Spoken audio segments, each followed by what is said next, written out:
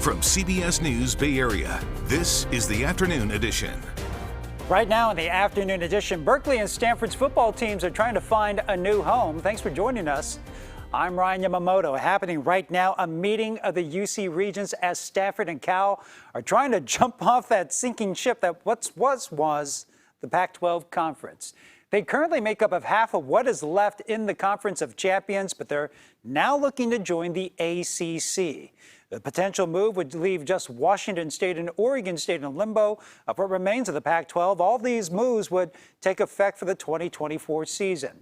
Already USC, UCLA, Oregon, and Washington are joining the Big Ten. That would bring the total number of schools in the conference to 18. Meanwhile, Arizona State, Arizona, Utah, and Colorado, they will join the Big 12. That will bring the total number of teams in that conference up to 16. We hit Berkeley's campus to find out what exactly students are thinking about the potential moves. That would really suck. I did not know that the Pac-12 might go away. I feel like I grew up always hearing about Pac-12, the tournaments and all this, and for it to completely go away, I mean, that would be kind of devastating, I would say. Well, the ACC presidents met this morning to discuss the possibility of Cal and Stanford joining the Atlantic Coast Conference, but did not take a vote as they still remain undecided.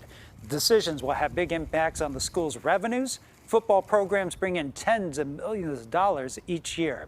And happening today, the Vallejo Police Department will hold a community town hall to discuss police response times as they grapple with staffing shortages. This comes after a state of emergency was declared just last month.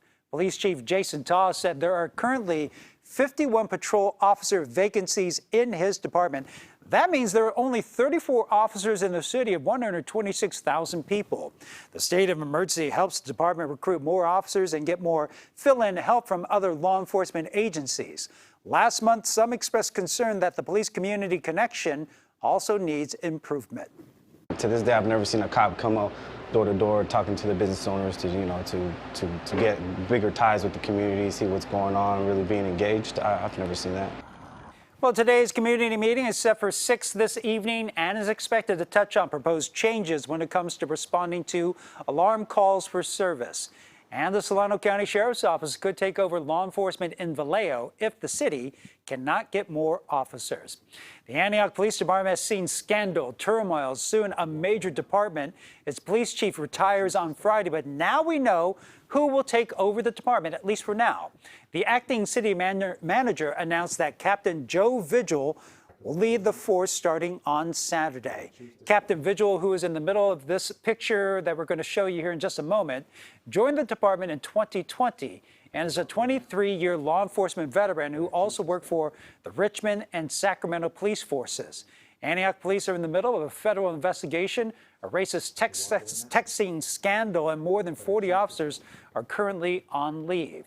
The owners of the Fast and Easy gas stations have to pay $1.1 million to 5 Bay Area counties for alleged gas contamination.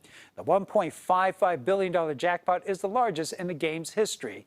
That money is going to Napa, Alameda, Lake San Joaquin, and Yolo counties. The gas station allegedly didn't install the proper equipment to watch for gas leaks. They are also accused of not following the rules around hazardous waste. And residents in a Petaluma mobile home park say their landlord is retaliating against them for helping get new rent control ordinances passed in the city. The tenants and all senior citizens, the residents tell our John Ramos, they're worried they could soon end up on the streets. Last week, we told you a story about a couple of mobile home parks in Petaluma that threatened closure, leaving the residents confused and scared about what was going to happen to them. But that's not the end of the story. A few days later, they got something in the mail that was even more traumatizing. The story begins in 2020 when the Youngstown Mobile Home Park was sold to new owners. Despite being rent controlled, residents soon got a notice of rent increases of 40%. They fought the rent hike in arbitration and won. And then Jody Johnson began lobbying for new city ordinances that would strengthen the rules around rent control. To her amazement, they won again. We were just simply elated that they understood the complexity of it, because it is complex. We own the properties, but we have to pay the ground. But shortly thereafter, the notices began coming. First, there was an advisory that the park might change its seniors-only status. Then residents got a letter saying the park could close altogether, with a consultant going door to door to inquire about the real estate value of each home. Finally, the real bombshell hit.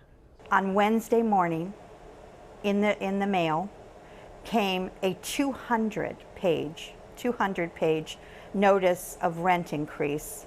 Anywhere, depending upon where your ground rent was, anywhere from 109% to 159%. Petaluma's current rent control policy caps increases at about 2% for this year. For the residents, most on fixed incomes and many in their 80s and 90s, the prospect of having to pay an additional $923.41 is out of the question. Everyone is terrified. They're like, this is my life savings. I don't have anything after this. I don't know where I would go. We can't move these units. It puts them in a downspell. I mean, it's depressing a lot of people, and they're going into a shell, they're into a shock, and a lot of these people are not mobile. I mean, they're old. Rudy McGlenty got his packet saying his rent would be raised from $1,300 to nearly $2,300 per month. The 81-year-old just moved in 2 years ago and says it's been a constant series of threatening letters. But this is just overwhelming.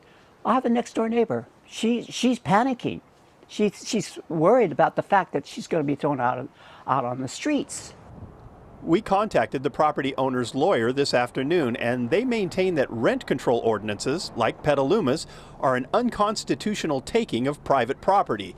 In a statement, attorney Larissa Brains says Petaluma's mobile home rent control ordinance cannot act as an unconstitutional taking of private property, because all property owners in the U.S. are constitutionally entitled to earn a fair and reasonable return on the capital they invested to buy their property. So this may be shaping up as a legal challenge to the concept of rent control in general. But instead of suing the city over it, they're forcing a group of senior citizens to defend it.